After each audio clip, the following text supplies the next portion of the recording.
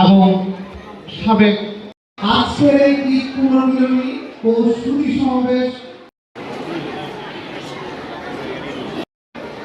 এবং সাবেক অতিথি হিসাবে আমাদের মাঝে উপস্থিত আছেন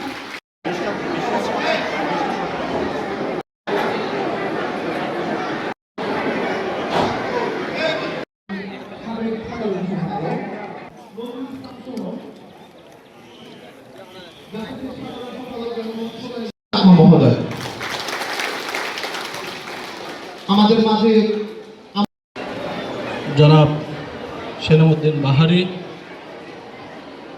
উপস্থিত আছেন। জ্যেষ্ঠা সভা এটা এই আমন্ত্রণের শুকরিয়া জ্ঞাপন করছি মহান সৃষ্টিকর্তার নিকট। সম্মানিত উপস্থিতি, আমাদের একটাই উদ্দেশ্য